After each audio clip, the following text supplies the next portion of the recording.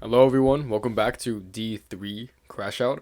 As someone has been cooking for a while, I kept talking about making it, but building off of my judgment and comparison video, oh, whoops, is the fact that there is a very fine line of whether or not you should judge somebody. And I just made feedback, so not only is passing judgment, like judging somebody else and their character and their actions, but it's also giving feedback, where you are either describing somebody or you're telling somebody, hopefully to their face and just not behind their back, but you are indicting your opinion onto somebody.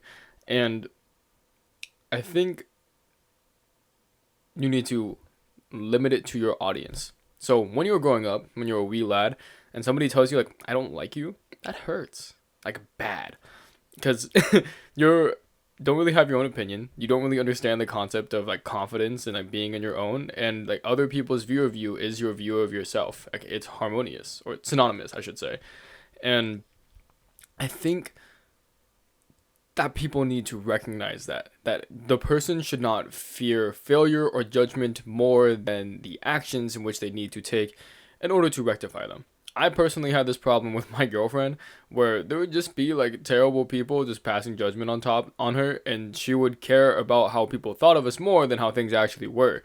And she started doing things that was genuinely weren't healthy for our relationship, but since I on her request didn't talk about it to anybody and nobody started asserting their views on us that the things weren't going well, then she didn't actually feel the pressure to change or be better. And that was everything about the circumstances that she was in high school made her a really good person. And once you got to college and people start to care less about those things, like, oh, you made it to college, you no longer have to be a great person pursuing all these things and stuff, she stopped caring. And that is my personal pet peeve with extrinsic or intrinsic motivation, but ultimately it doesn't matter if you get the job done. But that was a moment in which judgment needed to be passed on my behalf. I did not pass judgment onto her. I always assumed the best of her, and it led her to be able to grow away from me. Ultimately, I think it's for the best. I like people with integrity, but that is to say that there is most definitely a place to judge people. And I personally have experienced that, so that's what my ethos for you guys. But let's talk about teaching. So, when you are an educator and you are tasked with improving somebody's life, it is your responsibility to be able to manage how far you push the line. I'm not going to tell a kid that they are stupid, even though that relative to an adult, they are, because I can pass in that context and understand that they are a child and they are developing, and that it is not their time to be told where they are relative to other people as a motivational tool. It is their time to be told how to develop in a way that is friendly, in a way that makes it seem like less pressure, in a way that makes it so kids are not scared of failure, right? Kids are going to fail, and they are most likely going to feel more pressure from actually having the failure happen in a competition setting, whether or not the kid just fails and learns on their own.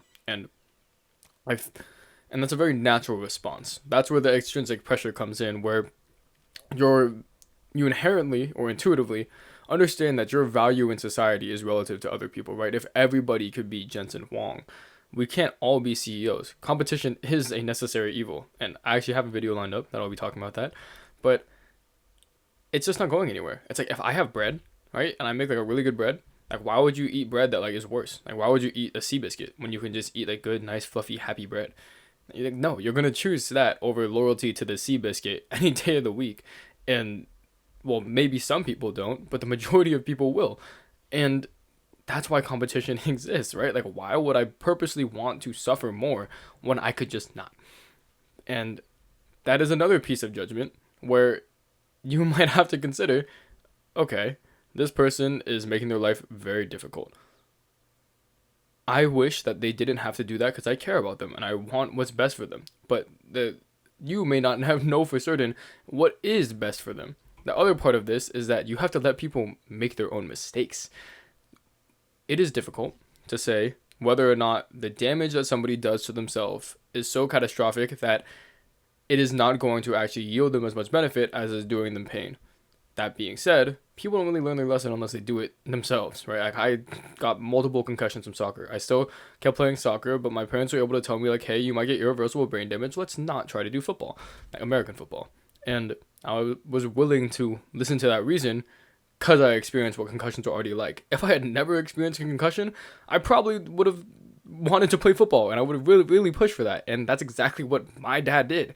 And to say the least, that it takes that lived experience in order to be able to understand why somebody might want the best for you. It's true.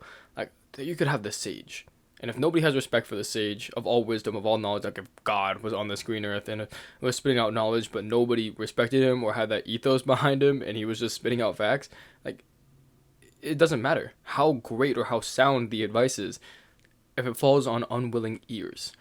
And that's another piece of judgment where sometimes you gotta just let people live their life and let it happen for themselves, right? To let people make their own mistakes and learn from their own mistakes or lack thereof. Sometimes people need a wake-up call. Like when I was in the mentor meeting, this guy was like, "Nah, definitely don't do this." And then we asked a question about it a different way. He's like, "Oh, no, you definitely could do this." And then he showed us a project of people who successfully did the thing that we were asking about.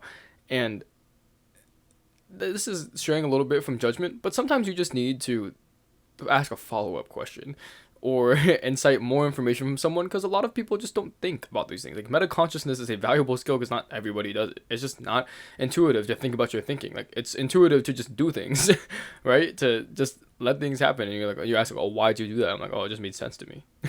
Right? It's so much easier to do. It takes more compute to have to recalculate when you're trying to do, or to stop and actually think about your actions before you do them. Like it's so much easier to do it. And people see this in sports all the time, where if you're thinking about something, you can't think about multiple things at once. I don't know if you guys have heard the term multitasking, but you're switching between multiple tasks. Like, we are more similar to a CPU than we are a GPU, in the sense that we do tasks linearly, as in like one at a time, sequentially, versus being able to run tasks in parallel, like VRAM, which is multidimensional. Our thinking is inherently two-dimensional, one might say. You can go backwards, you can go forward. And I guess, yeah, you can go up and down. You can jump between ideas. I guess we'll leave it there. And yeah, so things to think about when you are going to pass judgment onto someone. Is this judgment going to be productive, proactive, right? Is it actually going to help someone? Also, unfortunately, do you have a place to talk? Or more specifically, is you passing this judgment going to fall onto willing ears? Like, why would I talk about something if I know nobody's going to like watch this video? For me, I'm like, it makes me happy to make the videos, and I put it out on public to keep me accountable, for me to actually have to like think about the things that I say, and also to practice public speaking. I want to speak publicly, so it benefits me even if it might never benefit anybody else. And the last key piece of that is, I'm like, sorry, I already said this, but is the advice actually going to be helpful?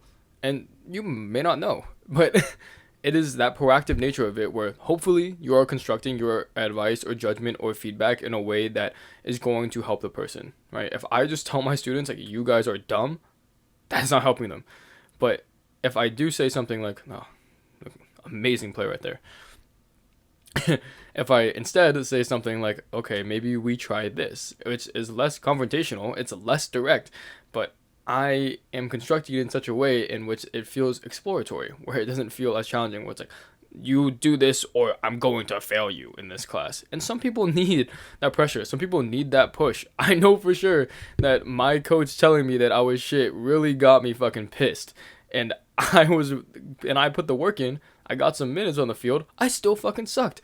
But that was enough motivation for me to actually push myself more on the technical side. Then it was very easy for me to push myself on the physical side.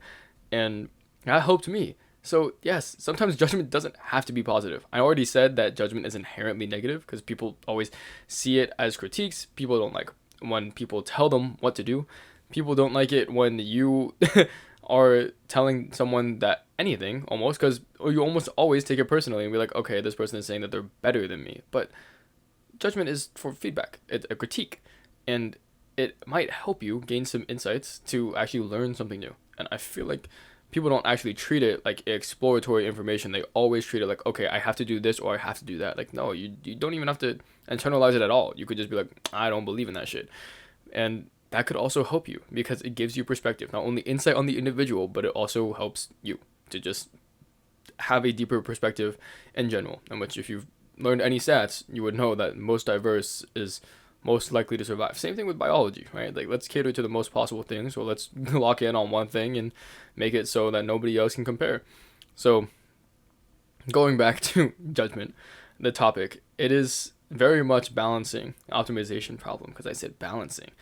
That fine line of the person cannot be more scared of failure or judgment than they are the actions in which they need to take in order to progress as an individual. And I hope that makes sense, just intuitively. So, encourage people to do the things that are best for them, even if you may not ultimately know what's best for them. Discourage bad judgment, negative judgment, the things that you don't want to see. And it might be hard to give honest feedback and critiques, and do judge yourself and see if the person would actually listen to you, if you're in your place talking to this, if it will fall onto willing ears. Don't pass judgment if you believe it's not going to be productive. You should hopefully be doing the things that you believe in. Okay, that is the end of my spiel, and hopefully the end of the judgment series. That's about it. See you guys later.